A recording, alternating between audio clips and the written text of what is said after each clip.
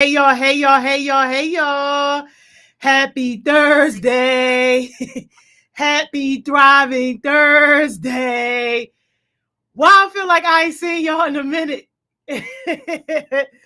How y'all been, yo? What's up, man? Man, listen, we about to get into it. I hope y'all bought y'all big notepad out today.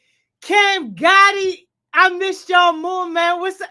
Yo, it feel like it's been forever. I know, y'all. I know. But look, we gonna get into it.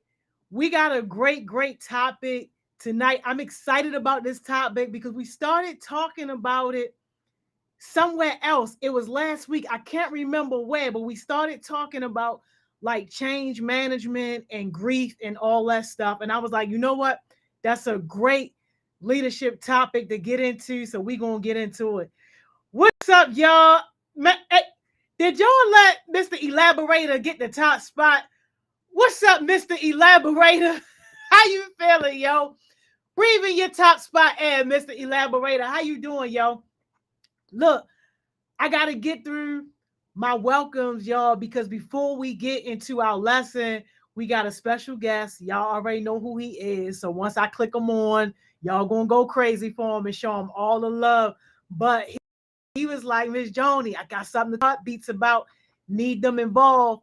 Need those leaders involved. And y'all know it's not a conversation in Baltimore City that's about youth leadership that doesn't include heartbeats. So he was like, yeah, I got to come and talk to the heartbeats. I'm like, all right, let's get it. So after I get through my welcomes real quick, y'all, we're going to get my guy on and then we going to get to it. Breezy Breeze, what's up? How you feeling, yo? What's up, Tanner? How you doing? Good to see you. Hey, Ma, y'all see my mother. What's up, Ma? Hey, Soul. Y'all better hold Soul accountable. Didn't Soul tell us last month she was going to be posting a video every single day? Hold her accountable. What's up, Soul? Cam Gotti, what's up? How you feeling, yo? Destiny, what's up, Destiny? How you doing? Good to see you. Tima, what's up, Tima? Y'all, shout out Tima, y'all. Tima been consistent. Tima is also doing her thing on a few projects, y'all. Tima is coming back. And shout out to everybody that's rocking with us this Saturday for family COVID conversations, y'all. I'm excited about those conversations because this is the first time that we get to pay y'all adult family members $300 just for rocking with us for a 3-hour session. How on time is that right before Christmas? Hey, Martha General, don't call me out like that, yo. Look, you already know. What's up, though, Martha General? How you feeling, yo? Good to see you. What's up, Charles? How you feeling, Charles? Good to see you. Tay Bands. What's up, Tay Bands? How you feeling? Yo, all of our rappers and all of our music people, make sure y'all hold them accountable, too, for checking in on that VOV contest. That's an easy $1,000, yo. And the judging situation that we did last time, that's not even really about to be the case. If your video make it to the page, then that means that the judges reviewed it and it's good to go. After that, it's all about likes and engagement. $1,000, yo. Get your peoples to run them likes up and to run them comments up. I can't do nothing on anybody post because I got to be neutral. But like, yo, I'm going and I'm looking. I'm like, yo, why is it only 30 people that done view this? Like, come on, man. Come on. Y'all can do better than that, yo. Y'all can get to at least 500, yo. Run that up. That's an easy $1,000. And if a heartbeat leave that money on the table, I ain't going to be happy about it. I ain't going to be happy, yo. What's up, Reality? How you feeling, yo? What's up, Kai? How you feeling? Good to see you. Jimmy the Dilemma. What's up, yo? How you doing? Hey, Sid. What's up, Sid? How you feeling, yo? Good to see you. Yes, Freestyle Friday starting tomorrow. Y'all better check in with Tay Bands, yo. What's up, Donna doing, yo? Good to see you. Good to see you. Say, what's up, Say? How you feeling? Good to see you, yo. Cows. What's up, Cows? How you doing? Good to see you. Taylor. What's up, Taylor? How you doing, yo? Good to see you. Asita. What's up, Asita? How you doing, yo? What's up, Maya? How you feeling? Neon say, I be feeling like you playing the background, yo. It's time to come up front. I be forgetting that you there, yo. Neon say, speak up come from behind the scenes, yo. I need you up front. It ain't no reason why you in year round and I be forgetting that you in year round. Come on, Neon, say I need to see more of you, shorty. Track star, what's up, track star? It's all right. Tell your dad it's fine, yo. I know, yo. I was just trying to put a couple of hours in his pocket, yo, but he got the military pocket, so he walking around with bombs. He good. What's up, dog? All right, Neon, say I feel you. All right, y'all. Let's get my guy on here. We got about 10 minutes with him, y'all. And absolutely, you can follow up if you want. But let's get our favorite on here. Dr. Phil, Hey everybody. Well, what's it's a real up? How you privilege to be feeling? with you today. Good to we see you on Cam and other folks on there, Sydney and Mar, and a lot of folks that one are already doing a lot of important work in the city that are starting to really make a difference. To really not just be talking, but people are starting to listen. And that's sort of what I wanted to be talking to you about today, because I think there's some real opportunities. But in the same way that sort of the adults are organized, the question is how can we who listen to you be supportive of what you want to do and most effective? Because there's as you guys know, there's a couple of things that are going on. There's the trauma task force, and a couple. I don't know whether young elders on right now, but she's very much involved. She's one of the task force leaders. There's a couple other people that are involved. There have been a number of groups talking through some of the school and city things, through the health department, through the mayor's office with the youth program. But from my outside perspective, sometimes you just have the same conversation in lots of different places. And I think the opportunity now is how do we move it forward? That it's moved from you guys talking about what's wrong to talking about what needs to get done. It's not just, you have real solutions. You have things that are working in some of the schools or for some people, but it's not working for enough people. So it's not an issue of it can't be done. It's what's the barrier so that more of the young people can experience it? What are the positive things? And so I just want to raise that because there are some meetings that are going to be taking place in January and February, both with the mayor and Dr. Santalisa and other folks. And I wanted to make sure that when you do have, I know you do have suggestions very specifically, but how can we help get them so that they're very specific? That there's not a meeting where everybody's talking about things that you've already beforehand said, this is what needs to get done. And again, it's not something that you need $10 million for. It's there's inequities in some schools. How come I can do it in my school, but Mark can't do it in his, in another school, or when Miss Joni's trying to work in one school, she can't get any supports in another school. They're just calling her in and the heartbeat's in all the time, or the Healing Youth Alliance folks all the time. And so what I wanted to just raise, and again, we can have a follow-up both through here, but we can also have, again, on some of the Friday meetings or whatever time works for you guys, we can have meetings. I think you guys, again, should be calling both the heartbeats, but a lot of you are also in multiple things. You got multiple hats. Some of you are entrepreneurs. You're building up businesses and stuff. So how do we get those things out so that with the funds that are coming into city, the $600 million that are coming in through the rehab stuff because of COVID, there's other money that's going to be coming in. How do we make sure that the young people are getting their fair share, or even more than their fair share? Because you guys are the foundation. If you guys get money, get going. That's, if I give me money, it'll be gone for like 20 more minutes. I'm not going to be around 30 more years. You guys are going to be around 50 more years. And so having the foundation of what you're doing and want to be doing for your careers, but also your, not just the business part, but your life supports, your other kind of stuff. So I'm interested in hearing your suggestions about what could get done, and then how we could, again, I or other people, if there's other people I could help get there, I'm glad to help there. But I think there's going to be these conversations, and I just want to make sure that they're hearing very specific proposals and from Gemma and you folks. I know you're in some of these things, and you might even have some suggestions that as Gemma's saying, that way things work at one school, they don't implement. Well, at the meeting yesterday, Dr. Santalisa says, no, inequities is a real problem. There's one thing about what the rule should be, but you can't stand for it in one school. The students aren't benefiting it from it, and another school they are. That's something she will stand up for. And so I think you guys know which school it's working in, and understand why it's working.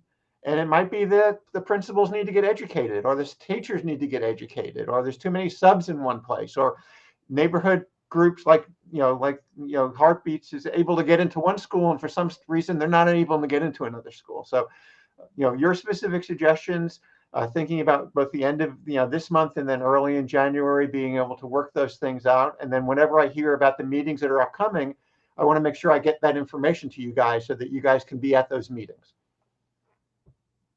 Yes, absolutely. And thank you, Dr. Phil, for just like always thinking of us and always making sure that we do have representation at the table, because you're right, like this is where it starts and they need to be able to be there to speak on behalf of themselves and not just let other people make decisions for them.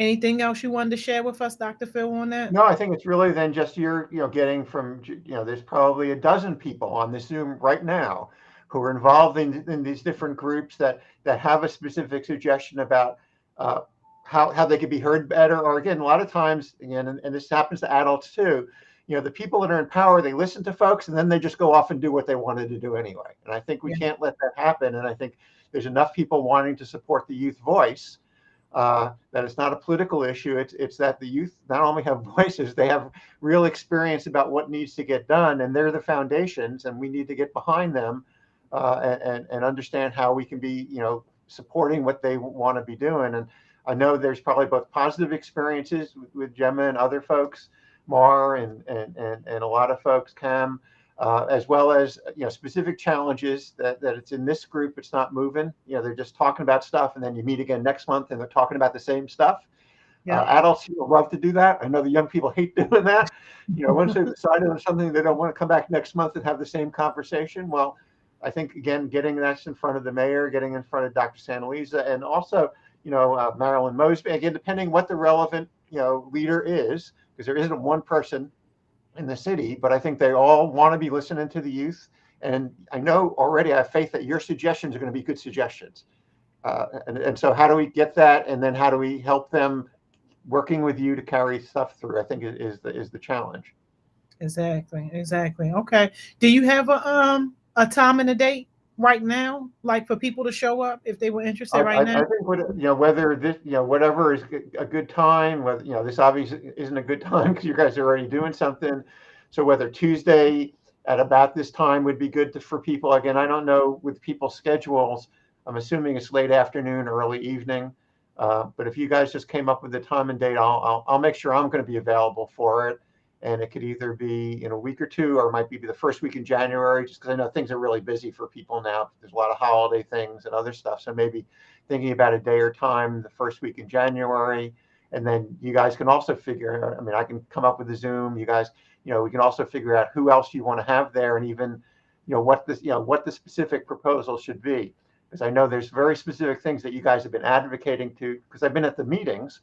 But let's make sure now that they're getting, with the new year starting, that they're actually going to be put in place. And so these are things that should be getting done now. It's not an issue of we need another $2 million.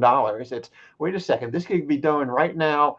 Young people want to do it. They're willing to also supporting it. They're not telling other people to do it. They're saying, I want to be able to do it, or I want to be able to have Ms. Joni in here helping us, or Dr. K, or I mean, there's a number of, I'm not saying there's not adults that you don't work with, but let's, what would be the most useful, important things for you, say between January and May, to get in place, so that then when you've shown that they work, then okay, with the new fiscal year in July, let's get more money into that. You've already shown that it works. Now, how do we expand it some more? How do we build on it? Those Got kind of it. things. So whatever time works for the folks, and it can be more than one meeting. I know people don't always have the same time open. So again, whenever you guys want, I will be there. Okay. What I'm thinking is that we can plan something initially for January, right after the winter break. I can put one, maybe two heartbeats in charge of just kind of like organizing it, and we can have maybe at least like 25 or 30 young people at the table, and just let you guys know like where, most likely Zoom, and we can just do it like that. No, that would be great. And if the two, whoever you have leading it, if I'm glad to talk to them at their, convenience, or what there may be, some specific background information they want me to track down, or thinking through who are the people in power that need to be the audience. Yes. Because they know sometimes it's a school level problem, Well, we got to, that's a different issue than, no, this is a system problem, or this is sometimes it's a neighborhood. There's challenges in the neighborhood because of the violence or other things where they just they don't feel comfortable going to the site. We got to figure out, okay, how do we make it possible? How do we make it comfortable? Some rec centers people feel comfortable getting to, and others, particularly now that it gets dark early. You're not talking about summer when it's light till 8 o'clock at night. You're talking about people now having to walk home in the dark if they're walking home in the dark, and also being really cold. So what do things? How do we make the Zoom possible? I think again the solutions are on the Zoom. The young folks know what the solutions are. I just want to try to know what they have the list, and then I can be advocating for that list. Okay. Okay. All right. I'm gonna put somebody in charge of it, and we're gonna start making a list, and then we'll have a meeting right after the winter break to go over some of the things that they want to see. Great. And you know how to get in touch with me. They know how to get in touch Yes. with me. And Yes. I hope you people Absolutely. again have a great holiday season. Enjoy being with your family. Enjoy being with your friends. Yes. Thank you, Dr. Phil. You too. We'll see you later. Okay. Bye. Okay. Bye bye. The hardest working man in the community, y'all. When I tell y'all I love me some Dr. Phil, that man is everywhere and he's always looking out for young people. So, did y'all hear what he just said? They got money. What, 600 some $1 million? He said they got money. And right now, it's only mainly adults at the table figuring out how to use that money in the city schools. And what he's saying is, ho, ho, ho, ho, ho, flag on the play. How y'all about to make all the decisions with all this money and we don't have any young people represented?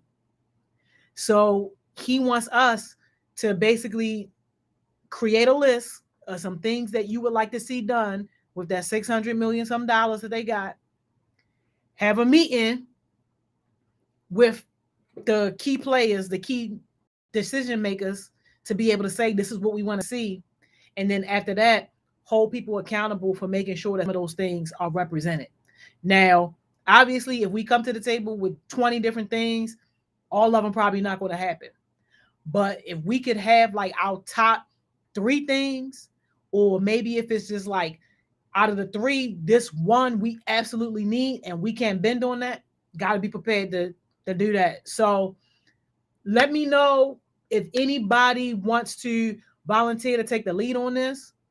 Basically, what your responsibilities would be to work directly with Dr. Phil and whatever capacity that is, like getting the information and all that type of stuff like that, and helping us to put together a meeting after winter break. And the meeting can be Zoom meeting, obviously, or whatever, we'll host it and all that. And we just want to make sure that we have at least like 25 to 30 young people that show up to have their voices heard.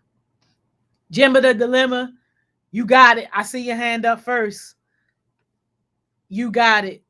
Hey, yes. So, and thank you, Jimmy the Dilemma, for like really stepping up like big time. Like, yo, your leadership has really been off the chain these past couple of months. Like, you done really stepped all the way outside of your box.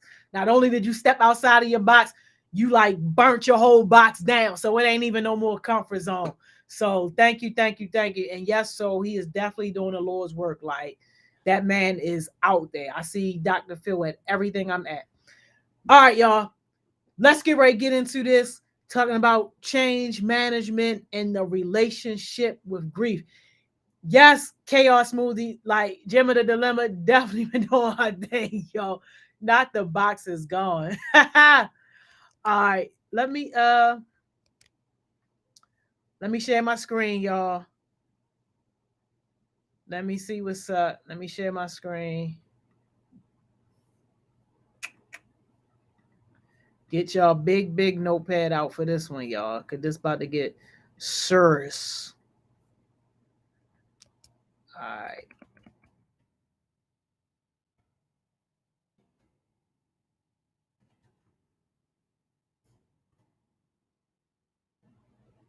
All right. Y'all should be able to see my screen now. Hey, Gemma the Dilemma, I know it's it's serious, y'all. It's serious. And I'm glad that you made that comment, y'all, because I do want to stress, right? that when we talk about this, it's going to be both personal and business. Like, I hope y'all enjoyed last Thriving Thursday. I know I wasn't here. I had a conflict, but I sent one of my old Comcast buddies here, Mr. Jason. And I actually went back and listened to it because I already knew that it was going to be great. And it was a part in there. I forget who asked him the question, but somebody had asked him a question around like getting people to change or like adapt to new behaviors and like stuff like that in terms of how to get people to perform like in call center settings and like things like that. And part of what he was talking about is around this idea of getting people to move in different directions, and like also for yourself too, like understanding just from a psychological perspective like how that happens and all the many things that are like going through our minds and the things that we go through when we are presented with change, regardless of what the change is. So let's do this. We on the knife. Let me get my phone so I can make sure I'm get in my comments. Yes, Breezy Breeze. I'm glad that y'all love that. Like, Altland is like one of my favorites. All right, so change management. All right. Now, when we think about change management, the first thing that we're going to do is we're going to kind of break down like what does it mean to walk through the process of change, and like what are some things that just kind of know in the back of your mind. All right, so first thing is awareness. Now, I said we're going to talk about this from a personal and business perspective. When we're thinking about awareness from a business perspective, especially because a lot of y'all are like project leads and you taking on more responsibilities when it comes to some of these projects and working with your peers, when things are going to change from the way that you guys have been used to doing things, awareness is so important. And that is you not assuming that people already know that this needs to change, but this is you really identifying the need for change. And y'all, I know this part can be frustrating sometimes, especially when it's something that you just think, why don't you get it? Like it's common sense. And I know some of y'all young leaders be saying it in your mind under your breath all the time, like, yo, this is common sense. How don't you know that? When you step into this leadership role, sometimes you got to let go of that attitude of something just being common sense and assume that people don't know. Now, while you are assuming this, don't treat people like they dumb. Don't sit up there and talk to them like they in pre-K. No, you still want to have respect, but you want to really give people the benefit of the doubt that they may not be aware and that they don't know. And what you are doing is you are identifying the need for the change. And this is basically where you just kind of breaking it down. Like, hey, this is the reason why things need to change. This is new direction, blah, blah, however you want to say it in a respectful way. On the yes, Breezy Breeze, especially when you notice change and take action. And yes, Neon say a big impact. From a personal perspective, though, y'all, this is where you are reflecting with yourself. It could be some behaviors that you want to change. It could be some attitudes about yourself that you want to change. Some things in general that you just don't like and you know that you need to get better. You need to first make yourself aware and identify that with yourself and be okay with that. Gemma said, I be having a fit, but understanding my position is to help and not judge harm. Yes. And Gemma, the dilemma, welcome to leadership, because those are the type of issues that we manage. And that's why we say you manage processes and procedures, but you lead people. And this is a part of leading people. Like when you are taking the time to do those extra steps of giving people the benefit of the doubt and explaining things in a way to where as though people can understand. The next thing is desire. And this is where we speak in business right now. This is where you are basically gauging your followers, their willingness to participate or support the change. Some people, no matter what it is, y'all, the change could be something as simple as, you know what? I want you to move your cup from the right side of your table to the left side of your table so that customers can see you coming in and they can feel like the cup isn't in the way of your conversation. As easy as that is, y'all, some people, just because of their character, are going to fight you on it. They not going to want to do it. They not going to want to do it just because they just don't want to do it. That's the way that they wired. Or just because it's you and they don't like the messenger. Or because they just naturally are always in conflict with authority. You are going to have those type of people. It don't matter. It could be the easiest thing ever. They just don't want to do it. But you are also going to have some people who won't board. They get it. They understand. They want to participate. These people basically are like your champions. They want to support the change. They understand and it makes sense. Your job as a leader is, regardless of where people stand on that spectrum, you want to be able to put the work in to try to get them to understand the change and to eventually get them to support, even if they don't necessarily support 100%, but get them to agree that, all right, this is the direction that we're moving in. Because if you don't get them to agree, then you're going to be fighting it the whole time. So at least if you are able to get them to agree, and you can acknowledge if they don't like it, we can acknowledge that all day. Sometimes us as leaders, we say that too. Like, look, I don't necessarily agree with it, but this is something that we have to do for the betterment of the team, for the betterment of the project. So regardless of where they stand, you want to be able to get them at least to agree. So then that way, when you got problems down the line, you can come back. Hey, you told me that we weren't going to have any issues. You told me that we were going to be able to work through this and get this done.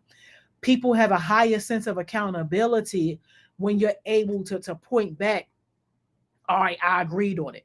So let's put right here, agreement, supporting the change. And then the personal perspective, pretty much kind of the same thing. This is where you are agreeing with yourself, like, all right, I'm going to make this change. I see the bigger picture. I understand how my negative attitude is keeping me back from opportunities. I understand how this particular behavior is not allowing me to grow as a leader, to grow as a professional, whatever. I understand that I am in support of my own change to be able to make this happen. The next thing is knowledge, y'all. Thank you so much, Cam Gotti, on the notes. The next thing is knowledge. In this one, the big question here, y'all, is how.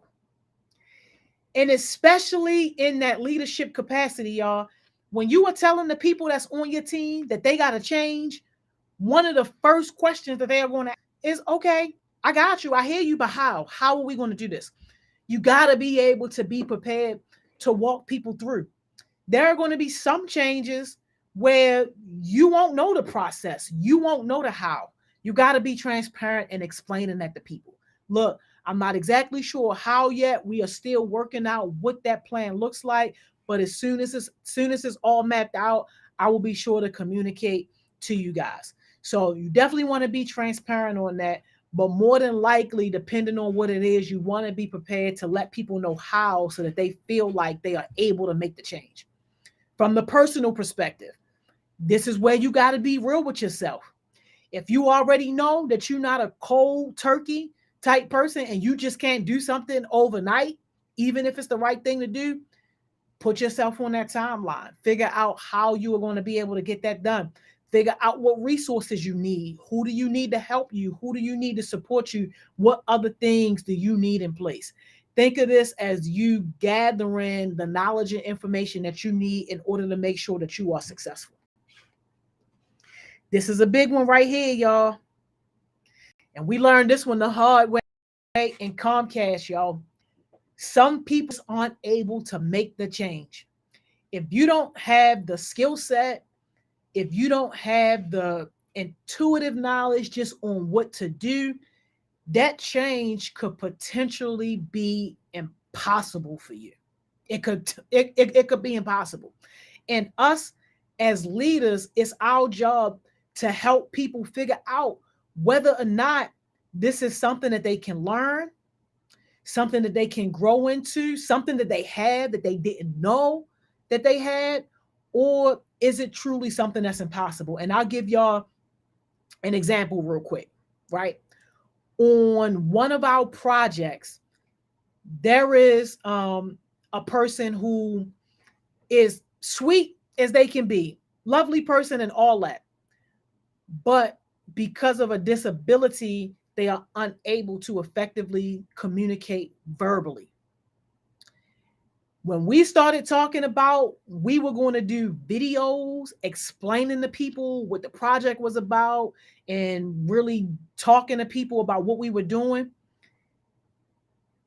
there were a lot of people that kind of look at each other like, all right, well, how is this person going to fit in? Because the ability to communicate effectively verbally just isn't there. And it's no fault to that person. But the thing is, we got to be cognizant of that and help people find ways to still be effective, even when they aren't able to participate in this change.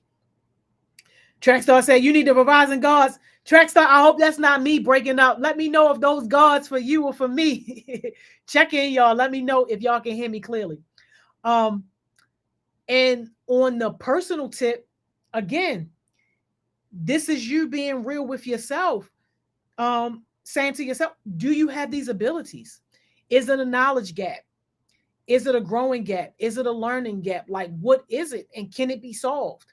And it's very much something that you want to that you want to be mindful of, and also don't shut yourself short when all it really is you know what, I can read a book, or I can watch a video, or I can talk to somebody who's good at it in order to bridge that gap.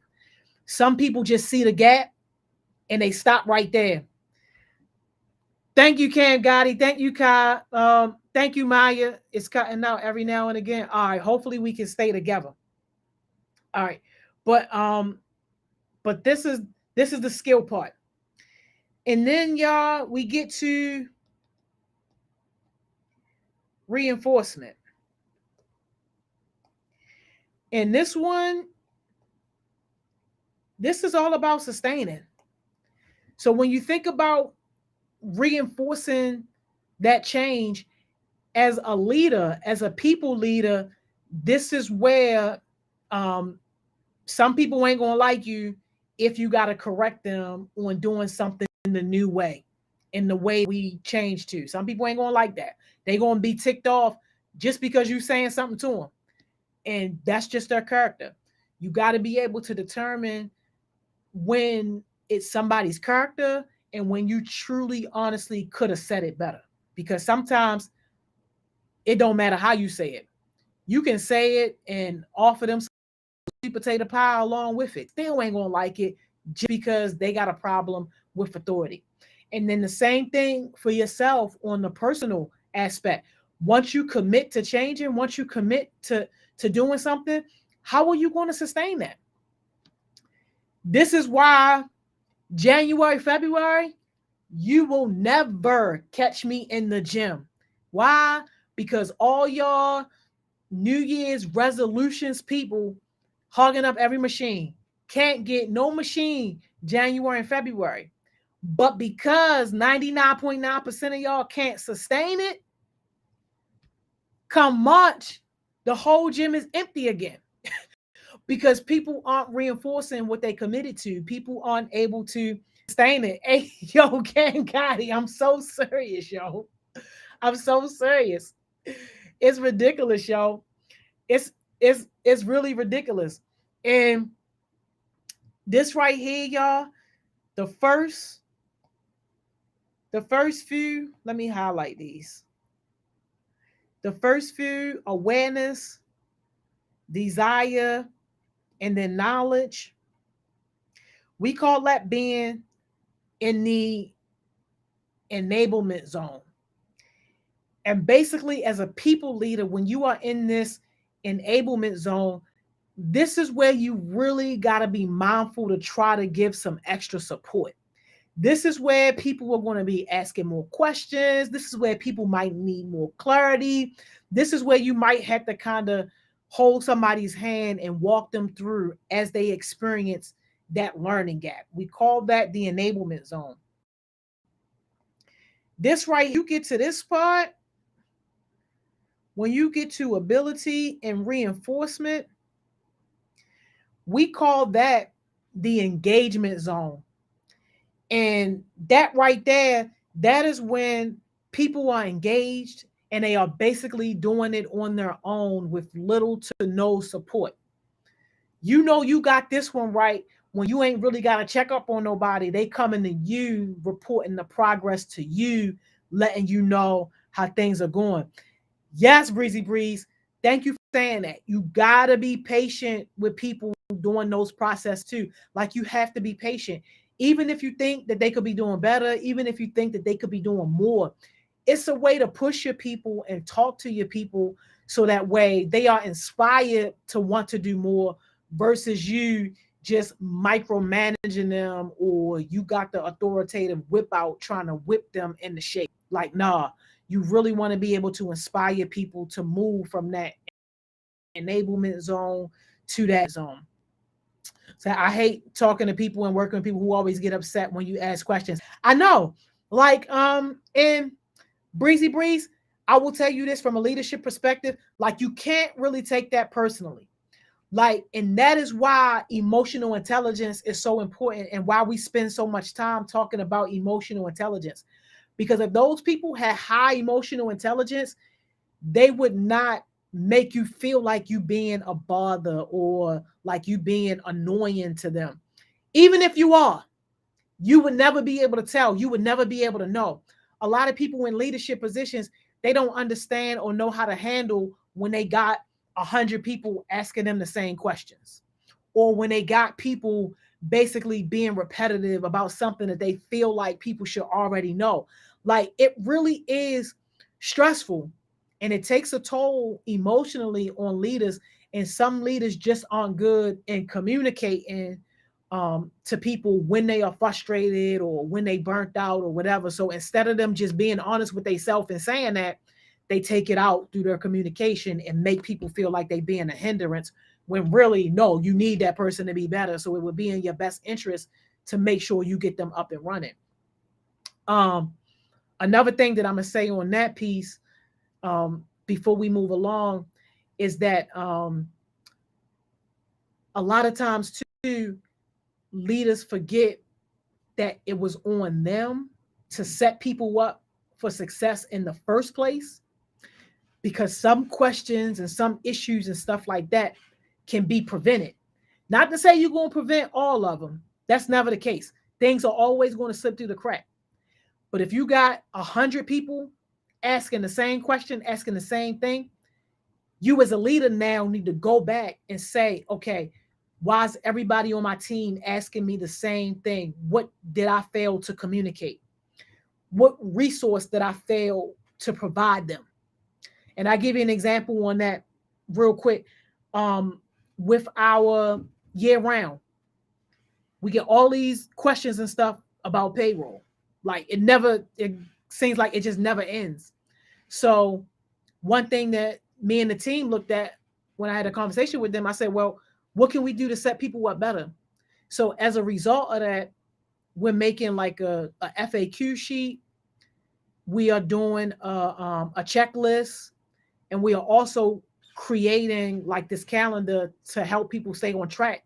So that way, if you got a question or if you missed something or you forgot it or whatever, you'll have this resource to go to basically get your question answered and to help you do it before you got to come and ask questions and all that stuff like that. So just a quick little example on what that looks like.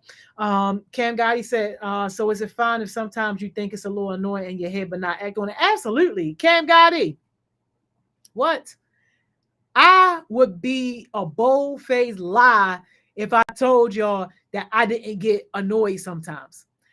But it's never personally.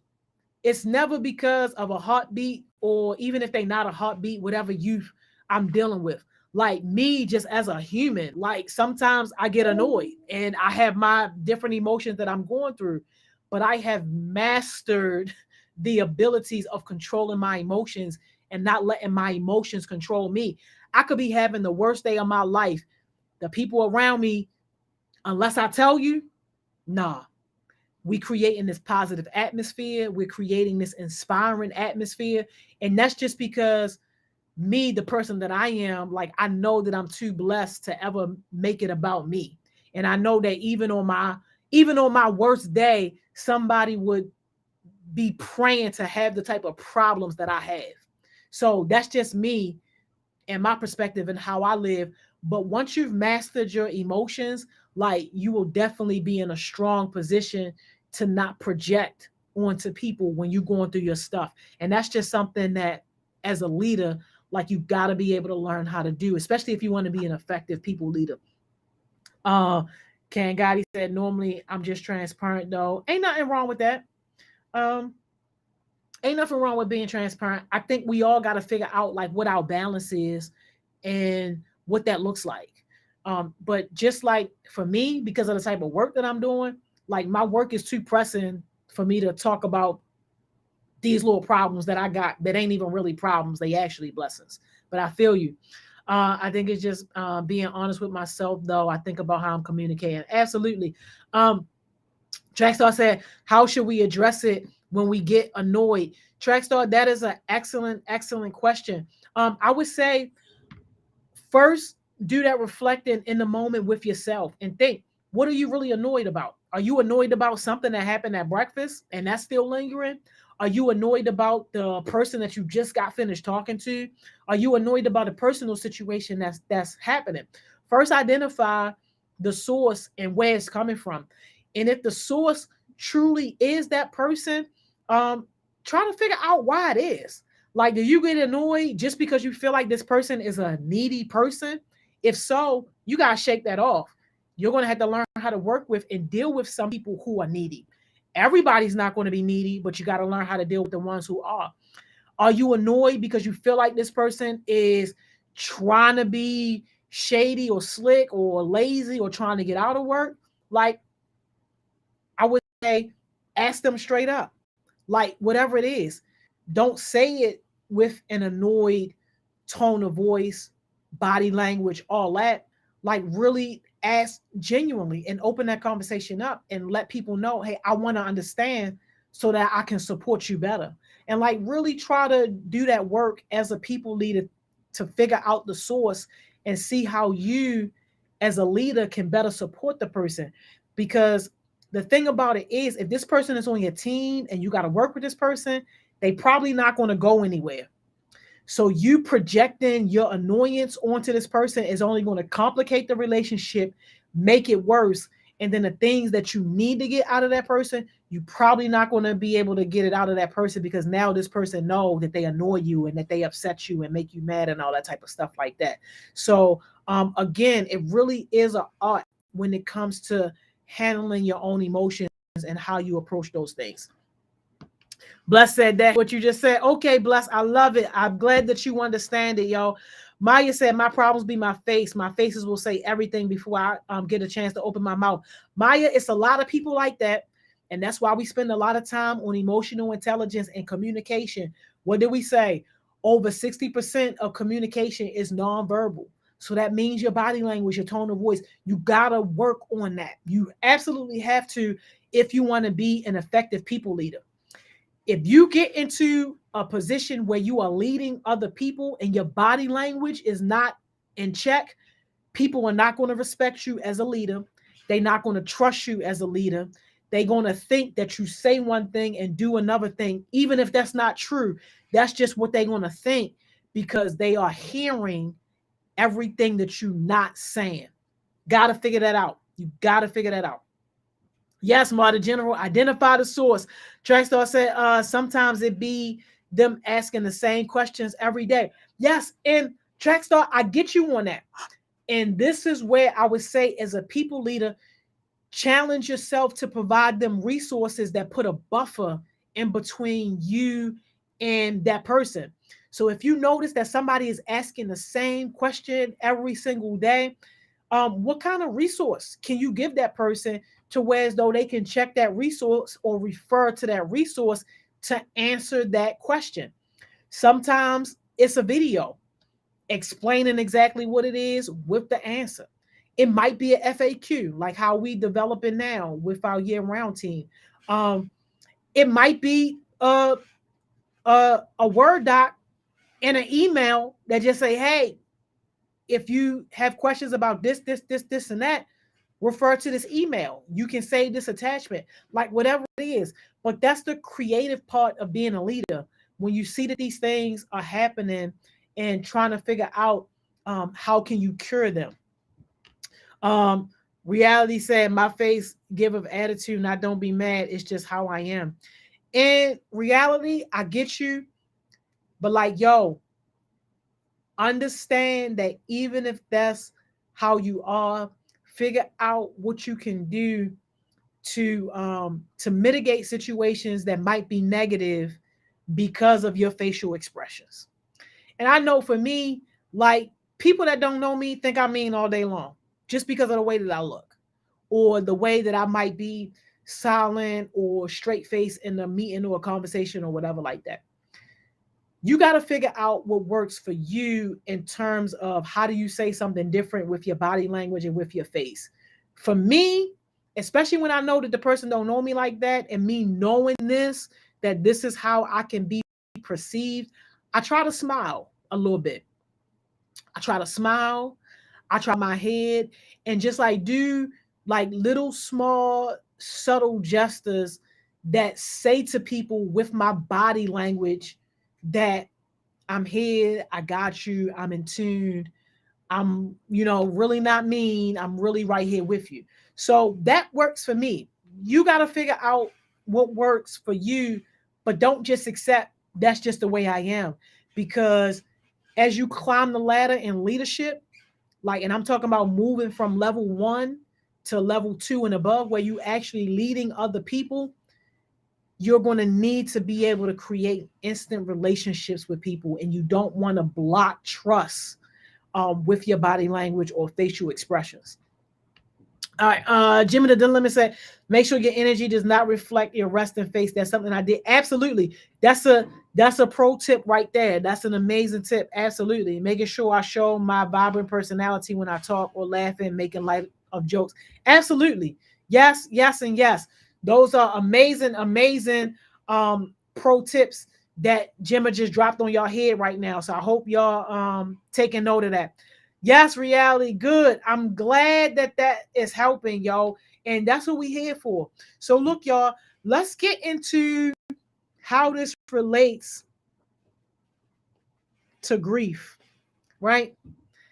And when we think about grief, right, think about grief in this sense of grief being these feelings that you have, right? These conflicting feelings that you have that are caused by the end of something or because something has changed, like something familiar. You had this pattern, you had this familiar space that you were in, and now you got to change it. You got all these conflicting feelings now. That is grief. And then also our traditional way when we think about grief is, when we lose somebody, we're going to be talking less about when you actually lose somebody and more about grief in the sense of when things around us are changing, or we are getting out of our comfort zone, or we are letting go of what's familiar to us. We're going to be talking more on that perspective. So more in like a leadership perspective, blending it in with talking about change. Yes, Breezy Breeze, grief is very, very hard. And believe it or not, y'all, some people grieve over some things that we wouldn't even think is worth grieving over. But it's a different way to look at it, especially in that professional space. So, like, give y'all a real quick example, y'all. Yes, Sid, grief can also be when you're losing yourself. Absolutely. Um, in Comcast, we did a lot of acquisitions. Acquisitions basically mean that your company is now being taken over from another company. Comcast really is a company that is made up of a whole bunch of other small cable companies. Comcast started out as a small cable company, and as it grew, it started to buy out other cable companies. And in that buyout phase, basically what they was doing was they was telling people like, all right, as of today, you no longer work for Transient Cable. You now work for Comcable. And here's how things are going to change. People were grieving during that process. Now, the smoother ones, the good ones, and this is bad to say this, but the good ones was when you go in and you fire everybody. You turn the whole staff over and you bring in Comcast people who already know the Comcast culture, already love Comcast, already know what to do. That's the easy, right? But again, that was a grief point as well because now people are being told that they no longer have a job. That's a big deal, especially when you're dependent on that job to take care of your family. But when people would be going through these grieving processes, when they were getting acclimated to a new way of doing things, we had to understand that there is a process when it comes to grief. And as a people leader, we got to understand this process and help people to get through it. And here you go. It goes a little something like this. Let me draw this. All right. On this hill right here, right, we have denial. So when something happens and it's causing people to grieve or big change or whatever like that, first things first, people are in denial. Oh my God, I can't believe this is happening to me. Like, it's a lot of confusion in this space. It's a lot of frustration in this space. It could be shock. It could be fear of the unknown, all these different emotions that people were feeling. Let me go back a little bit. All these different emotions that people were feeling while they are in the denial phase. When people were coming down out of denial, they go into this anger phase. And this anger, right, this is where the frustration really turning up. People really getting frustrated. People getting irritated. Their anxiety is getting out the roof. People are hot during this phase of anger. When they start coming out of the anger phase, they going into this phase that we call bargaining. And this is where people are trying to make sense of what happened. So they calling up their homegirl, they calling up their homeboy, trying to figure out like how they can make sense of this whole thing. They really struggling to try to find some understanding. And sometimes they just want their story to be heard. They just want to talk to somebody. Like they just want to get it out, say how they feel, all that, and figure out, okay, how do I make sense of what is happening to me in this moment? Trackstar, let me know. We breaking up. Let me know, y'all. Give me a check-in. When they coming out of this bargaining phase, y'all, some people go into this depression. Can I say a little bit? Yours good, Tanner? All right, good. People getting into this depression. In this depression stage, right, this is where you see people really start to just feel overwhelmed. They feeling overwhelmed. They feeling a sense of hostility. Sometimes people have this sense of just like hopelessness and helplessness. And some people were thinking like, all right, is it flight or fight time? Like, am I about to just leave this and say, forget all this? Or am I going to try to stick with it? When people make it past this stage, y'all, this is where they get to. And this is the goal right here. Acceptance.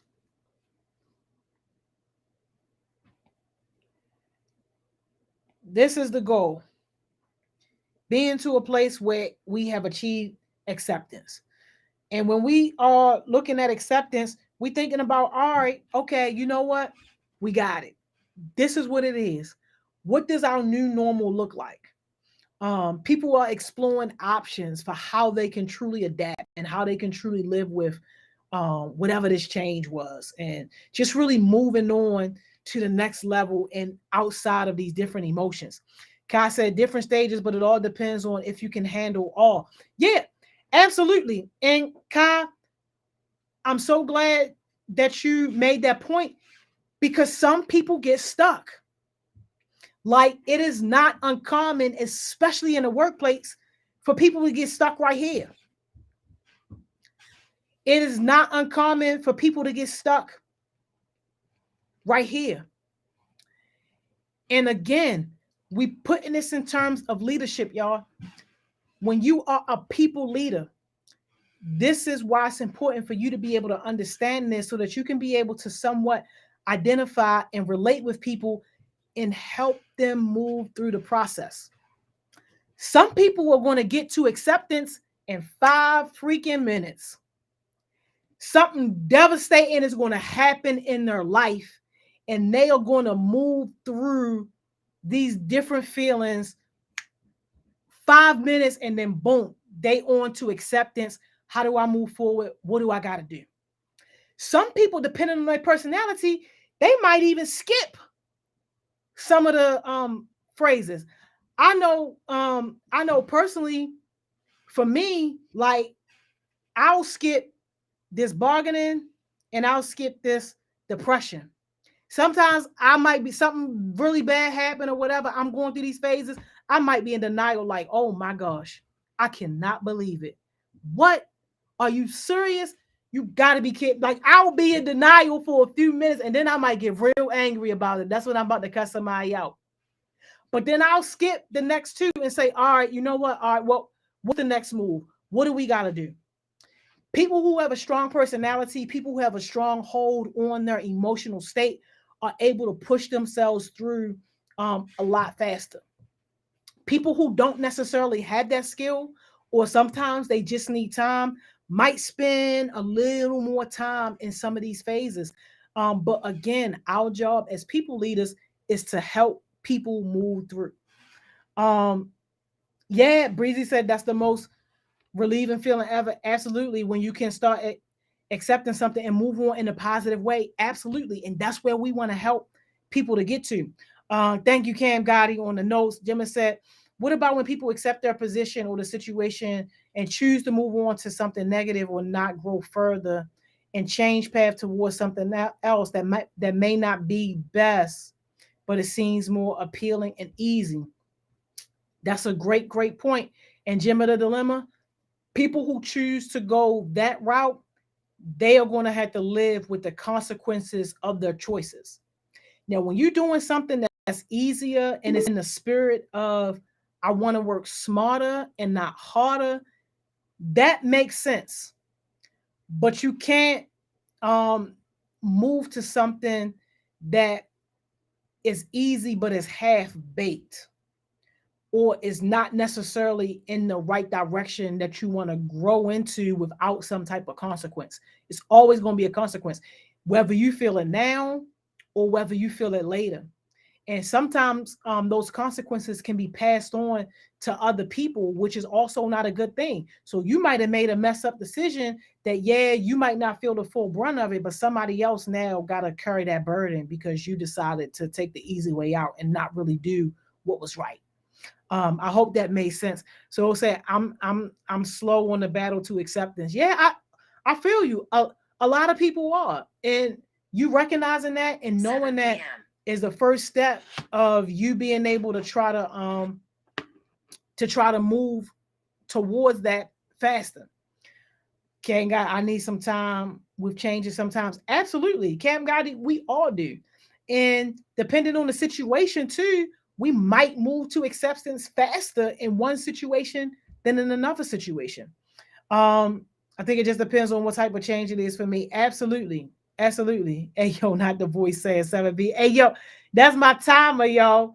They did a no, they did an upgrade on my timer that I use. But all right, y'all. We are right at our time, y'all. This was a great conversation. I hope y'all found it helpful, like for real, because I enjoyed having this conversation, and it's an important conversation to have. For real, for real. Where is my There we go. All right, I think we almost back.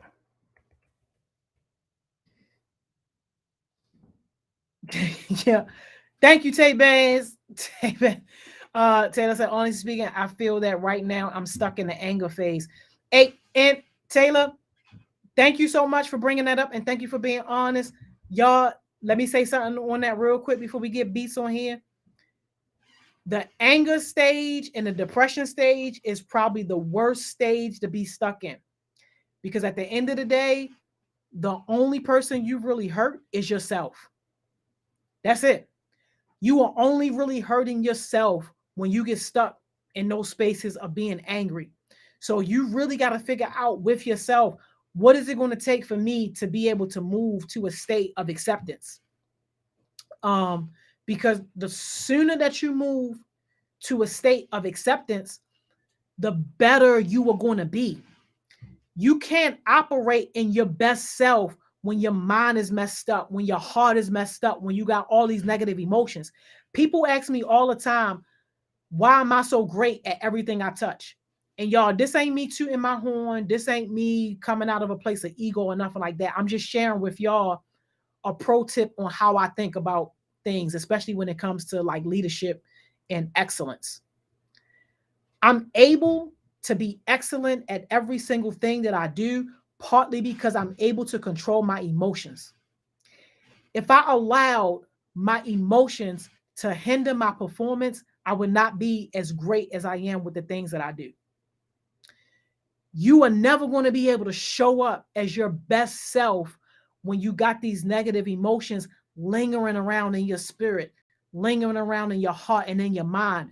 You got to be able to, for yourself, make peace with whatever that situation is and evict those negative emotions from your mind and from your heart.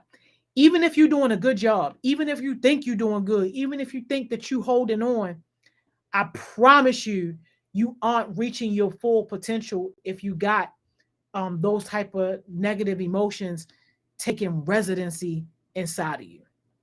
So, yes, thank y'all. I hope that was helpful. When can we get a special? Hey, Cam Gotti, stop cussing at me like that. All right, y'all. Let's get this thing started. Let's get beats on here, y'all. Beats, Hey, what's up? Majority. How you feeling? Oh man, I'm feeling better after feeling worse. I can say that for sure. Um, Look, we just talked yeah, about that. Emotions yeah, and how it takes a toll on you. Yeah, well, thank you so much for being here and for still showing up, even though you going through it. yeah. No problem. No, when you spoke about the like how your actions can like affect other people too. Like I really just got put onto that tip. Like I knew it, you feel me? But I just got put on that tip. Like when it happened, like when I realized that like something I did had affected somebody else negatively. And especially like yesterday, man, forgetting his password. This next 13 days is gonna be a trip. I never been like in a situation like this before. And I'm kind of just like, I was feeling like discouraged, you know what I mean? But I tried to handle my emotions as healthy as I could. So screamed into my pillow like 3 times. There And you then I go. took like a long needed run. And as soon as I got back from that run, I was like, all right, well, I can't do this, but what's the workaround? You feel me? So You I'm know. getting there. I'm definitely getting there. That's right. Yep. I'm proud of you. That's what it's about, yo. And that right there, what you just described, that's leadership. Not getting stuck in that space, but figuring out, all right, how do we move forward? We can't do this, but what can we do? And showing up and getting those things done. So thank you so much for being transparent and for being a leader and stepping up and stepping out. Yeah, no problem. No problem at all. All right. I see you back in the field. I'm gonna let you have your session. Yes, man. Appreciate it. Oh man. Hey everybody. Hey Cam. Thank you. I appreciate that. Those are kind words right now. Really. I don't know how much that mean. What's up? What's up, Bree? Let me see. What's up? Kaja. I might have butchered that. It's either Kaja or Kaja. One of them. Let me know. Naija, hey, what's up? Hey, how you doing? Thanks for sticking with us for real. Appreciate it. We're gonna have a good session today. So hopefully you can stay for a little while. You feel me? Hey, what's up? Taylor, bow. I'm knocking them out. All right. Real spill. Hold on. Real spill. Nah, man, nah. You sweat me on that one. I'm sweating. Who's real spill? I gotta stop remembering these names, yo. If I'm gonna be here for a while, man. But hey, everybody. Yeah. So like I said, it ain't been like the best, but I'm gonna work through it for sure. And this is definitely a testament to that. Because I'm upgrading on like how I put them together. I feel like I'm a little bit more organized this time, and we're definitely gonna get it popping. So let me share my screen real quick. I'll just share this window. Okay, cool. Man, so today we got I'm filling up the whole hour, y'all. I'm gonna just let you know. Like we got reality, wow, real spill, reality, real reality, real reality. It's in there. It's in there. And if it's not, you can get on me about that because I'm gonna get on it. So before we hop into anything too deep, want to go over some stuff that's been happening in the music world lately. We had a lot of tragic situations happen like over the past maybe like 2 months. Just want to give some context to those for people who didn't know. Maybe do like a little bit of a deep dive so you can get like more acknowledged about what's actually happening. And yeah, man. So what I got on the screen right here. Oh, before I see, look, I be going to see fast. How was everybody's day? I'm about to hop right straight into business. I don't even know how y'all. What's the energy of the room? How we feeling? How's everybody's day first? You feel me? Then we can get to business. Let me make sure, let y'all feel appreciated, and make sure y'all feel appreciated. And you don't know. Everybody feeling good, bad? What's the room? What's the energy? Let me know.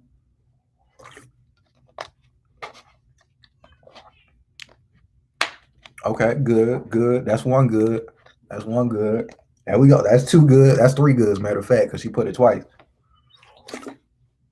I'm all right. You feel me? I'm on a good like 8.5, trying to get the next 1.5. That's where I'm at. Okay, cool. We got a couple goods in there. Could be better. I feel that, bro. Trust me, I feel that. Yeah. All right, cool. Energy of the room is pretty okay. We're gonna hype it up after this tragic segment. All right, so what you're seeing on the screen is an interview between Charlamagne the God, who's an interviewer for the Breakfast Club, with like DJ Envy, and her name just slipped my tongue. DJ Envy and the other person who I will remember the name of soon. So, interview between Charlamagne the God and Travis Scott about the Astro World incident, in which 10 people died and 300 were left injured from a crowd surge at 9:38 p.m., in which the crowd began to compress towards the front of the stage, which led some people to get suffocated, fall unconscious, and become injured. And keep in mind, y'all, this isn't like a regular like crowd surge. Hey, Kayla. Hey, welcome. Keep in mind, how's your day? Yeah, make sure. Yeah, hit a vibe check for me. So keep in mind, y'all, that this isn't like a normal crowd surge. Like this isn't like 100, 200 people. This is 50,000 people all moving to the front of the stage at one time. So as a result of this, we have 300 people left injured. 10 people died. The youngest person who died being 9 years old. Rest in peace to all those people. I'm gonna wish the victims and their families well, and leave this as it is, which is a tragedy. Um, but yeah, so I recommend y'all look at this for real, because like it kind of gives you like an inside perspective to what an artist is experiencing on that type of level, like as far as concerts go, and also like why we need to be more safe with concerts and kind of how we go about proceeding with those things. But a lot of people didn't like Travis Scott's first apology. That's why I think this follow up was so important for the culture, because a lot of people were like, "Yo, like." They made like a meme out of his apology. I wish I had some of those. I should have pulled some of them up. They made a meme out of his apology. Like it just didn't seem genuine to anybody. So him following up with this and it just being um like a personal moment in which like we see him as a human being being like, yeah, like I messed up, but like on the real, like I didn't know, and it's been affecting me. Like it's just like I'm looking at it from both perspectives. And of course, I hope all the families get all the compensation that they need, But um, I just like to get a whole view of the situation before I make it like a good judgment. I'm sorry, I have people who in the world brings a 9-year-old to a concert, especially one like that. Yeah, that's real, you know. Um, I know I'm not like I'm gonna learn from that, and like if it's a real popular artist, I gotta go with my kids, and we gonna be up high. You feel me? I ain't going nowhere down low. Um, but yeah, like I mean, that's Travis Scott's um like his audience. You feel me? Like it's real young kids because he's like he hopped on the Fortnite wave and everybody and a lot of kids know him from Fortnite. Um, from like like that young to about like late 20s. Like that's his whole like fan base. So like knowing that it would be 50,000 tickets sold, I definitely would have went. Like I don't know what I would have done in that situation. Honestly, I can't imagine what any of them went through, but it really does like it's tragic. So yeah, so this is just to say like I'm not really going to like try to preach or teach about this any. It's just for anybody who wanted to know what happened, that's what happened, and that was the result of everything. And then this interview should give you more context if you want to watch it. I think it's like an hour long. Um, where Charlemagne asks all the questions that everybody wants to know. He keeps it blunt, but he keeps it considerate, of course. It's like an honest and real conversation. Honestly, ain't believed that apology, but I said I wasn't taking sides till I got all the info. See, yeah, I feel the same way. So yeah, so that was one of the first incidents that's been really big lately. Another one of them incidents is Slim 400. So I don't know, I don't follow like YG's side of like the rap scene because that's where like Slim 400 kind of lays at in this whole thing. But I did find out that he passed away due to some I think he got shot and killed. And the police kind of they rendered it as something that was like wrong place, wrong time type of thing. Um, and if that is the truth, then that really sucks. So RIP to him, man. Um, and like condolences to his family and all that. I know that side of the rap scene is grieving right now. We've been losing a lot of them, bro. Honestly. And last but not least, Virgil Abloh. So Virgil Abloh, Slim 400 was a rapper, and he was like up and coming. Um, y'all know Travis Scott. Virgil Abloh, however, is not as known in the rap scene. Like a couple people know him, like that I know, but he's not as talked about. And through his death, I got to learn. It kind of gave me a reason to delve deeper into his background. So what I didn't know about Virgil Abloh was that one of the most popular designers in like our modern age. Like he was truly a sensation in the design field. He was the first Black artistic director of Louis Vuitton. He worked as creative director for Kanye's design agency Donda, which is why you see Kanye and Virgil Abloh, hanging out a lot. And besides whatever background they have. And then he founded Off-White, which is an Italian luxury fashion label. I really say like it's just like a really popular brand. So yeah, he was a really influential figure, and I think he passed away from his battle with cancer, if I'm not mistaken. I want to fact check that real quick. Yeah, so he had a 2-year battle with cardiac angiosarcoma, which is a rare cancer. So yeah, RIP to him, man. Yeah, Young Dolph as well. I talked about him last session, I believe. So yeah, Young Dolph, yeah, man. It's like, I don't know. It seems like around the same time every year, like we lose a bunch of like influential Black leaders, which is sad to say and see. Yeah, man. RIP to him, for real. So, that was kind of like a daily news segment that I wanted to include before we hop into what we're really gonna hop into, which is let me cue the music. Hold on. I was prepared this time, y'all. And don't worry. Wait, no, I can't cue the music. Oh, I can't cue the music because copyright. Darn, man. I had that all up in my head. I was like, yo, I'm gonna cue the music, and everybody gonna be like, oh my gosh, it's him. And I'm gonna be like, yeah. Nah. All right. So basically today, we're hopping into the backstory of Snoop Doggy Dogg, Snoop Lion. What was it? Snoop Zellicon. That's all the names I remember. Yeah. So Snoop Dogg, man. Yeah. We hopping into the backstory of him and kind of just diving into I wanted to inform y'all about Snoop Dogg. Yeah. So I wanted to inform y'all about Snoop Dogg. I learned a lot of stuff that I didn't even know about him. I wanted to inform y'all about him and as well kind of give some tips for my artists out there and just people, period, who might be interested in, I don't know, more how to stay relevant. Hold on.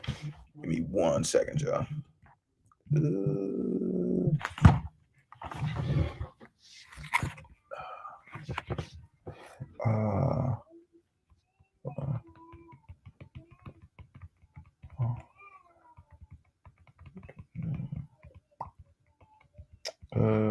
Okay. Cool. Okay. So yeah. So man. Cool. Snoop Dogg.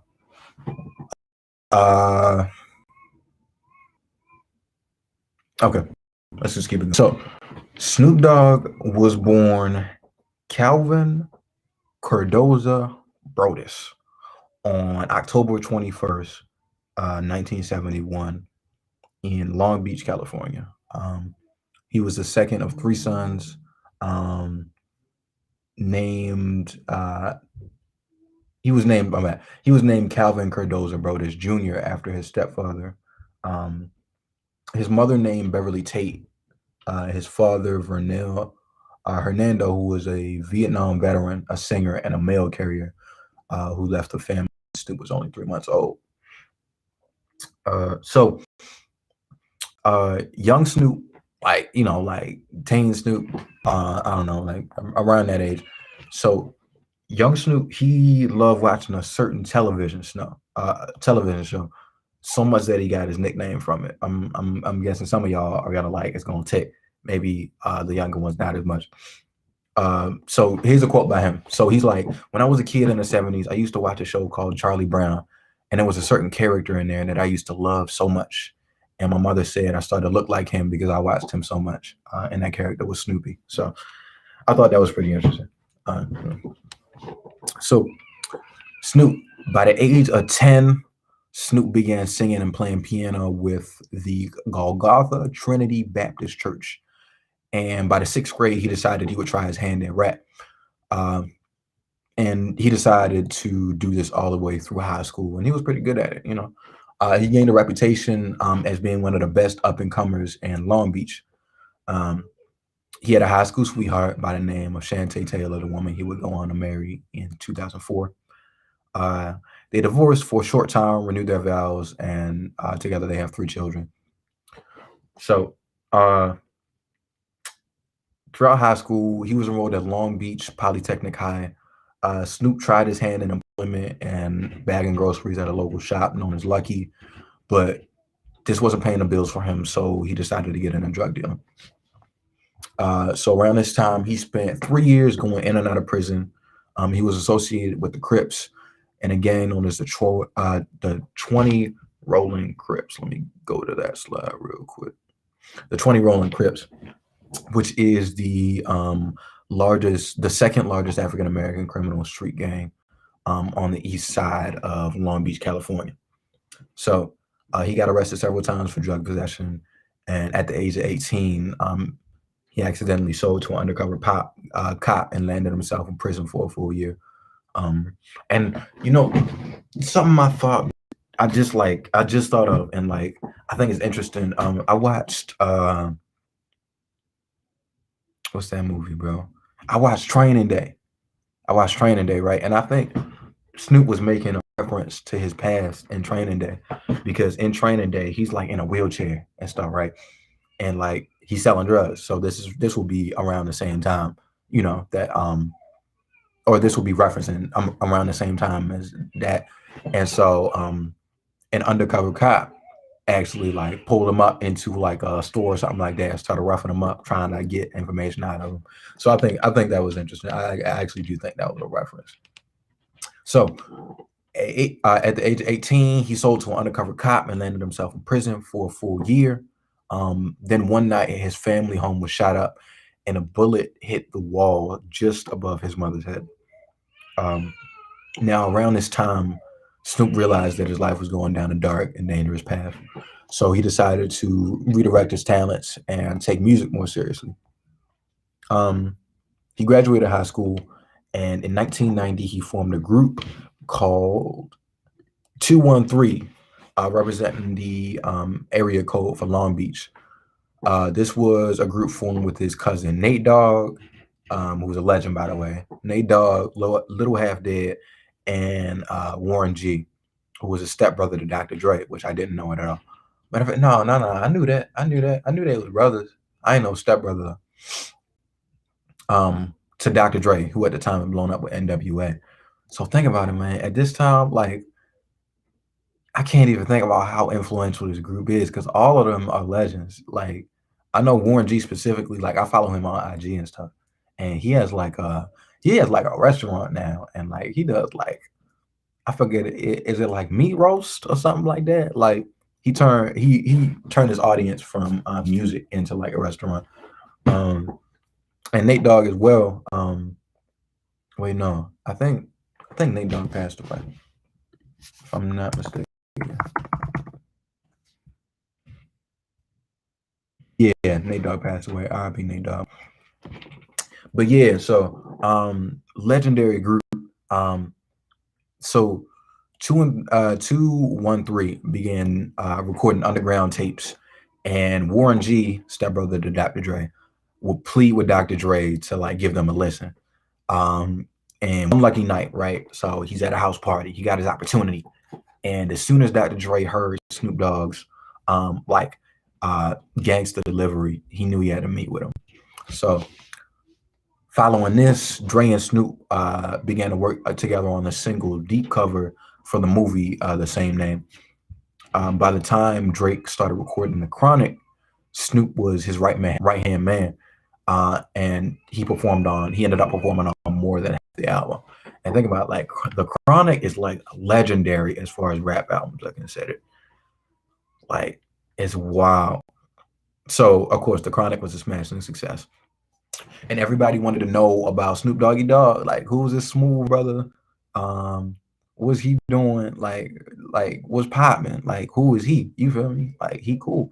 So that's when the two headed into the studio under Death Row Records, and they began to produce Doggy Style. And I should have got a picture of Doggy Style. But yeah, so Doggy Style. I'll pull up a picture real quick because it is important to the overall narrative. Let me get Doggy Style up. Album cover. So this is the Doggy Style album cover. I've seen this so many times, man. It's like so this is one of the most anticipated rap records in history and became the first debut album to enter the charts. And number one with songs like What's My Name and Gin and Juice becoming party anthems across the country. Like anybody, and they'd be like, oh yeah, I remember that. So it's interesting. So Snoop Dogg quickly became a household name, but before this album hit the shelves, Snoop was arrested and charged as an accomplice to murder for the death and drive-by shooting of Philip Walder Marion, a man who was shot by Snoop Dogg's bodyguard in self-defense as he was allegedly stalking Snoop. So you got to be bold to stalk Snoop, bro. I'm not like promoting the act of stalking, but I'm saying if you was going to choose anybody, like, you feel me? That's probably the worst person you could have chosen.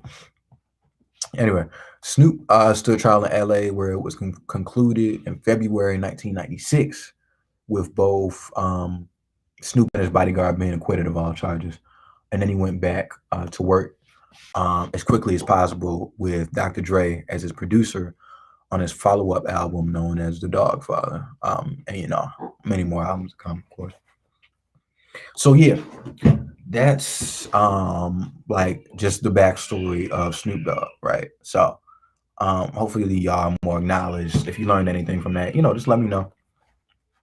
But so I said all that to lead up to this, right? So the reason I chose Snoop was because one thing that stood out from Snoop more than anybody else is that he's managed to stay relevant for so long in the entertainment industry. Like, how old is Snoop now, bro? Snoop Dogg age. Snoop Dogg is 50. Like, dang, like, it had to be like almost 30 years that he's been relevant, not just in music, but in the entertainment, industry all over the world, pretty much. So this is the part that I want my artists to listen into because this is helpful for me. And I also think that it's like an important thing that we all need to consider and learn when it comes to our careers, right? So first of all, the first thing Snoop did was he built up his brand. He made a reputable brand with music, right? And so he built like a very solid fan base with his music. There's like a whole generation right now that's like, if Snoop was to do anything, they'd be like, oh, shoot, Snoop going into that? Oh, let me check it out. What's going on? What's happening? Are we getting into, I don't know, ballet? Man, Snoop and ballet? What? Dancing with the Stars? Crazy. Ain't Amon Schubert do that, man? Okay, Snoop, let's see how you do. You feel me? The reputable brand just allows people to feel like, okay, like, I know this person. I know they had good intentions and they delivered like quality content to me the first time. So the second time, or like whatever you decide to do after that, you can bring them along with you. So one of the things that kept Snoop Dogg relevant was that he stayed open to all collaborations. Think about it, bro. Think about all the crazy things that Snoop has done over the years, right? Let me just, because I got a list of them right here. I'm going to run through them real quick. Just to show you like the span. And this ain't even all of them. This is just like the ones that some of the ones that stand out. Snoop did Cooking with Martha Stewart, right? He hopped on Ellen, I believe. No. This was a show. So he cooked with Martha Stewart on the Ellen show as well. But they also did a variety show. Just them, Snoop Dogg and Martha Stewart. Like that's crazy, right? Like this, like renowned chef, and then Snoop Dogg, musician, renowned musician, kind of just put their heads together, and it was like, all right, bet, let's cook. That he made a football league, not a team, a league. Snoop Dogg Football League. Forgive my cat fly. He made the Snoop Youth Football League, which is wild, right? So he formed a football league, which had a Netflix documentary made about it. And I'm gonna touch on that too, because there's like a trend with these things, right? Just for anybody who's like thinking into the future, right? So he formed a football league, which had a Netflix documentary made about it. And one of my favorite artists that dropped this year, Vince Staples, he actually played on that football team, which was crazy to me. I was like, whoa, like I just like my mind just kind of like internalized the age gap. You feel me? Like one of the artists that I love right now that's popping was on like Snoop Dogg's football team. Like, you feel me? So that's crazy. I had a picture of it in the beginning. Snoop made a gospel album.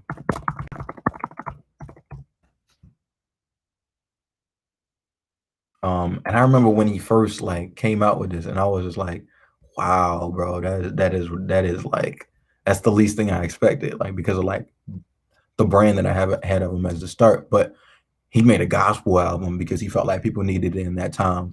I don't know the year that this released. Let me see. 2017, 2018. Oh, okay. That makes sense. Cool. He was featured in a Bollywood film. Touch on that real quick, which I thought was just like so wild, bro. Like Bollywood and America, like those two don't connect for me very closely, So Snoop Dogg Bollywood film. Bro, I'm not even gonna go through the rest, but he was in Sing Is King, you feel me? That I don't know, like he narrated a nature program. He collaborated with the band Big Time Rush. He even joined the wrestling world. I remember that video as well. Him joining the wrestling world. And he hopped on the top of the ropes and then he hit like the boom on one of them. Yeah. So, bro, this is all to say that he did all these things, one, because he like built up a reputable brand, but as well, like he allowed himself to transcend music. So he didn't just like stay stuck in one career. He was like, all right, cool, I did my music thing, I got a base for that. Now I want to do other things. Now I want to go all over the entertainment industry. I don't just want to be in one place. And like, who hasn't supported him through it, So, man, the second thing after that is that, oh man, time is going faster than I thought. I'm talking too fast, man.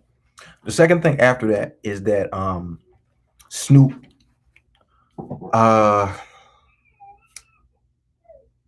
bad. I'm like, whew, okay. The second thing after that is Snoop. His brand is that he's like he's a well-respected figure in music. And he doesn't like get involved in any drama. You feel me? That's what makes him so easily like he can like float into spaces and move into spaces that other people can't, because one, he's a legend. You feel me? And two, as well, he has a fan base, so he's got leverage. That's another thing. I talked about leverage in the Diddy session that I did. And along with like, his leverage and having a reputable brand, he's got a great personality. You feel me? So all those three things come together and allow him to just do whatever he wants. You know? So yeah, man. I think this is a great lesson on the base level of what distinguishes you from other people. For me, with my understanding, it really boils down to doing things beneficial for yourself and then seeing them through every time. Like whatever you say you want to do, if you make like a solid plan for it, follow through with it, people getting paid, that's the big thing. Like if you making something, yeah, man, there's like a lot of backstory to Snoop. Like he's very, very like legendary within the entertainment industry. So yeah, man, if you what was I about to say? Yeah. Whatever you say that you want to do, if you make a solid plan for it and you can get people paid from it, and get eyes on you as far as like entertainment is concerned, like the more eyes, the better. And if you get people exposure and getting people paid, then they like you. That's just what it is. And like good press. That's what I mean by like exposure. Like good press. You bring good quality. You getting people paid. Because you're going places, other people are going places as well. You know, that's what this boils down to. And if you build up a trust in your own reputable brand like no other, it's gonna take you places. For sure. Man. So yeah, I mentioned one thing, right? I mentioned a trend that I saw when I was putting this together. There was a trend that I noticed with what Snoop does. So keep in mind, he's an entertainment, he's an entertainment. I've forgotten the word.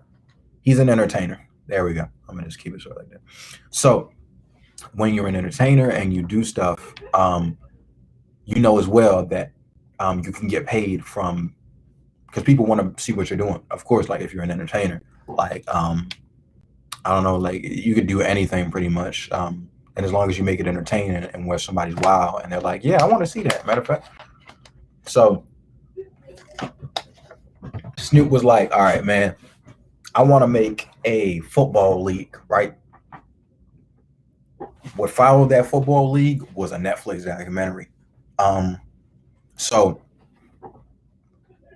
that's to say that like on top of like him making a football league and him providing opportunities for like youth to like, like do big things and have like the name of Snoop Dogg over them. He also got himself paid because he's like, yo, I'm making a football league. Nobody else is doing this that you know. And Netflix is like, yeah, like a lot of people would like to see that. You're right. So how about this? We'll document it. You do your thing, we'll do our thing. And then after that, we'll both make some money off of it. It's perfect, man. Another example, right? I think the cooking with Martha Stewart is a good one. Like, cause like, I forgot exactly how they met. That information slipped my mind. However, it's like a really weird like thing that he decided to do, cooking and introducing his fan base to cooking, and then they made a TV show out of it. So he made it so people could watch him, and people would pay to watch him, and he'd get money from it.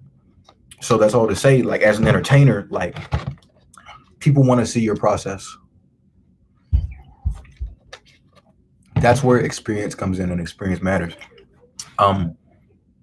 Mr. Marcel or Chris Martel actually was the one that put me on to that because I had reached out to him for some guidance, and he was like, and I was like, yo, I know I'm dope. This is my exact words.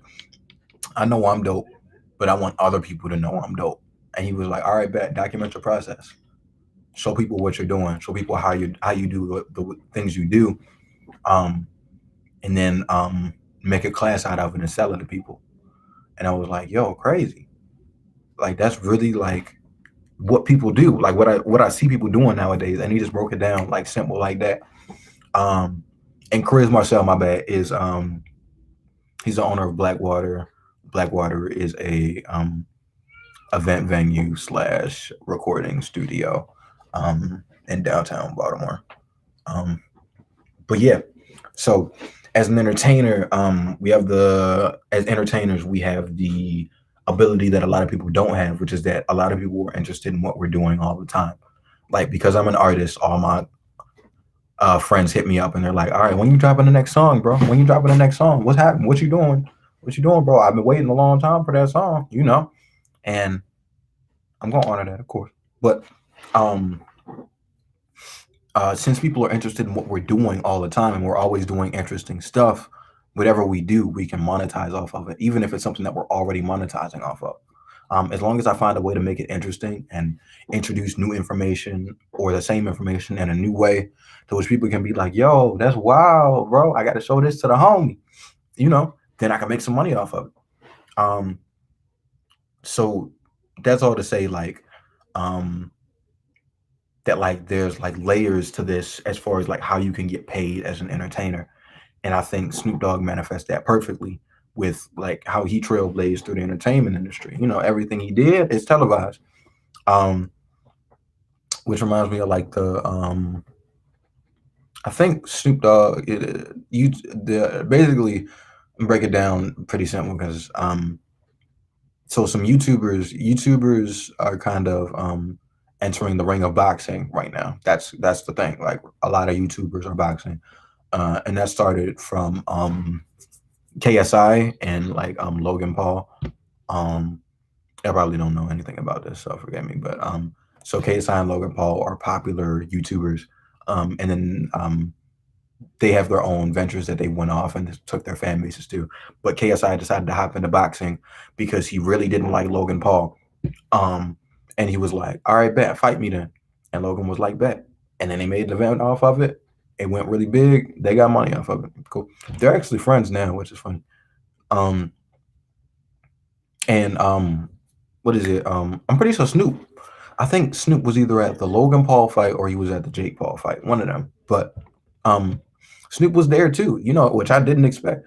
But he had money bet on somebody, and I think he was. I think it was that he had money on somebody. But my point just being that you see him everywhere. You feel me? There's not a lot of places that you don't see him. Um, and that just goes back into branding. You know, like the more places you put yourself, the more places where eyes can touch you, um, and you're providing like quality entertainment, the bigger you'll be. And you don't have to be anything but yourself. That's the thing. That's one of the interesting things, you know. So Snoop Dogg, along with, and that's kind of the reason that I'm like kind of fangirling over like Snoop Dogg, Warren G, Nate Dogg, people individuals like that because they pioneered the G Funk era, which was like gangster funk, rap music. So that's why it's like smooth rap. You feel me? And it's like it's got those type of flows, because that's kind of how they decided they were going to enter the field of the music scene. And if you look throughout Snoop's whole career, he hasn't been anything but himself. He's just taken on many different forms, and showing people different sides of himself, of course. But like he hasn't been anything but himself, you know? And that's why authenticity is so important because it's not something that you have to try yet. It's something that like, you know, it's just there. And it's our job as entertainers to embrace authenticity because the more we embrace authenticity, of course, it's good for this people, period. But the more we embrace authenticity, the less we get like trash music. I mean, I just think that's point blank, period. And that's not, I'm not putting any bias in any music, just like music that's like fake. You feel me? I think Snoop Dogg represents that perfectly, really. Man, dang, I thought I was gonna fill up the whole hour with what I got. Man, I spent a while on that. Jeez, hold on. Is there anything else I can add? Had the news segment. Who fell up? Who fell down? Main thing. If we had sound on here, then I would show y'all some clips of some interviews from Snoop Dogg. But let me see what else can I hop into. Man, I went over his whole chronologically. Oh, hold on, wait. Hold on. I remember one thing. which is that another thing that made Snoop Dogg relevant as well was his investments. And that's information that I don't have in those slides. However, I will pull it up real quick so I can just show y'all like the type of investments that he made. And I think now is a good time to invest. Like I think now is a great time to invest. And after I pull up Snoop Dogg's investments,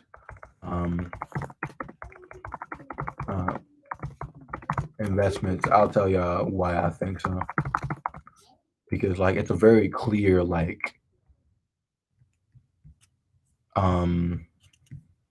what's it called? My bad. It's a very clear like path. Like they've been very transparent with like what's good to invest in right now, and I really appreciate that from people. Best dog relevant. Cool. So yeah, so he invested in another business. So cool. So Snoop Dogg made investments into the cannabis business, which I'm not gonna get too deep into. He was the first A-list celebrity to brand a line of cannabis with his line "Leaves" by Snoop. This made him marketable in other areas as well. So that what are Snoop Dogg's investments? Biggest investments there. Short, sweet, and simple. Snoop Dogg has stakes in Klarna and Robinhood, which is like invest companies that allow people to invest. So he invested into the person that allows people to invest, which is smart because more people are getting to investing now. Man, Robinhood, you know, Martha Stewart thing. Let me see, Crunchbase as well, which I think is also part of that, part of the like investment type of thing. Let me see. Yeah. Okay, cool. So the rest is kind of just like one-off stuff that he's done, but you get the general point, which is that he does a lot of stuff, gets around, you know, that type of thing. So yeah, man. I've talked about investing. I talked about investing with Diddy, and now I'm talking about it with Snoop. So hopefully you can see where I'm getting at and where I'm about to go, which is that now is a very good time to invest. They've been very transparent about what's good to invest in right now. So things that are popping up for me that I'm seeing is NFTs, which is like internet like property from what I'm understanding at like the most basic level of a definition. NFTs, everybody's making an NFT, so it might be good to invest in companies that allow people to make NFTs and make money off of them. You know, Apple's really good. Tesla's good as well to invest in. Let me see. There's one thing. NFTs. Oh, the Elon Musk's new no, that's where I was going. VR. So VR is going to be really good to invest in. It's all about just knowing the right startup companies that are like they have a good vision in mind of how to move forward, because we're kind of going to a future of augmented reality, and like that's where like Mark Zuckerberg is going with Meta and stuff like that. You know, he's going to augmented reality, so it might be good to invest in Meta right now because like that name change, and you know, like it's only going to go up from there. Let me see. So VR is a big thing right now. Elon Musk is about to do some stuff with Neuralink, with like installing chips and people, and I might not do that, you know. However, I know that a lot of people are going to, and it's gonna, from what he said so far, and he's tested it out, it's gonna allow people to walk again, and that is crazy in the medical field. And not only is it crazy, people would pay anything to be able to walk again. Like, think about it. Like, it's kind of like a priceless thing. So that might be good to invest in. I recommend y'all, like, you know, investing is pretty good as like a side passive income. if you learn, what you need to know, the basics, get somebody to coach you through it, which is the most important thing. Um, yeah, man, investing is really important. I think Snoop Dogg embodies that as well as Diddy. That like investments keep the they can make a bad day a good day. Like if you real down and out, and then Tesla shoots up, then all of a sudden you don't feel so down and out no more. Maybe you was down and out, but Tesla shot up, and now you can be down and out on vacation. That's what investing is for. Let me let me stop. But for real, though, yeah, that's all I got on Snoop, man. Y'all let me know, like, if you learned anything from this. I went over a lot, of course, but I don't know what everybody did and didn't know. I kind of tried to pick out the information that I thought would be most useful for y'all, and what is it? To kind of put it into a musical perspective as well. So, yeah, I thought I had that whole hour, bro. Man, I started at 7:18. I had like 30 minutes of content. I did some good sweeping too. I gotta be more prepared next time. Yeah. So that's me, Miss Joni. Yeah, that's all I got. I thought I had more. I really did think I had more. You did good. Oh, look, it's about the quality. So don't even worry Mhm. about it. Quality over quantity. Like even if it's a 30-minute session, but like we can learn stuff like that and really go deep. Like, yeah, that's what's up. Okay, cool. Yeah, yes, yes, yes. So thank Yeah. you, thank you, thank you. And thank Yeah, you for no problem. investments too. Oh yeah, yeah, those are integral. Like very integral. I'm hopping immediately into that. We don't talk about that enough in our community. Other cultures, they got it down pat. But that's definitely a missing conversation that we need to start having. So thank you, thank you. Yeah. Yeah, no problem. No problem at all. All right, we'll see you next week. All right. See you next week. All right. Yo, let me find out Maya hanging on to the bitter end. Yo, I don't think I've ever seen you on a session the whole time, yo. Stop playing. Hanging on. I know that's right, yo. What's up, Kai? Y'all hanging on to the end, yo. I love to see it. And I be enjoying beat sessions, y'all, because I don't know that if you know this, but like when he be telling those stories about what some of those celebrities went through or whatever, like it's a lot of lessons in some of those stories about how you can apply some of those things like to your own life in order to reach whatever your version of success is. Like even if we never reach the level of like Dr. Dre, Snoop Dogg, whatever like that, it's some lessons to be had in their journey and in their pathway. And some of the things just be so consistent, like when he be talking about how people reach their version of success. So I'm here for it. I love to hear it. But all right, y'all, that's our time. We had a great, great, great thriving Thursday. Yo, y'all already know what I'm about to tell y'all. Go be productive, y'all. Go be productive. Go work on your goals. And it's almost 2022, y'all. It's almost 2022. And if you let 2021 pass you by and you didn't really level up or you didn't really invest in yourself, you didn't put yourself in the right space so that you can grow, don't make the same mistake in 2022. Don't do it. It ain't nothing you can do now about 2021. 2021 is gone, yo. I remember back in 2020, everybody was talking about all these big things they was about to do in 2021. And then here go 2021. Yo, no. Can't do it. Can't do it. This is where you really got to figure out, yo, what do you want to do? Where do you want to go? Start putting that plan in place and make sure your plan is fluid so your plan can change. All right, Maya, that's what's up. Like, yo, your plan can change, but have some type of idea of what you want to do and where you want to go and put yourself around people that can support you and help you get there. Yo, don't do 2022 like you did 2021, especially if you ain't moved, especially if you know that you can do better, yo. So please go work on those goals, yo. And if you ain't got no goals, yeah, I already know that's a bigger problem. Don't hit me up with that. I don't have those conversations no more. You got to have a conversation with me. You got to at least have a goal. If you ain't got no goals, hit up some of them OG heartbeats, yo. Hit up Cam Gotti, hit up Trackstar, Breezy Breeze, Marta General, somebody like that. Don't hit me up if you ain't got no goals, yo. But get your get your goals lined up, y'all.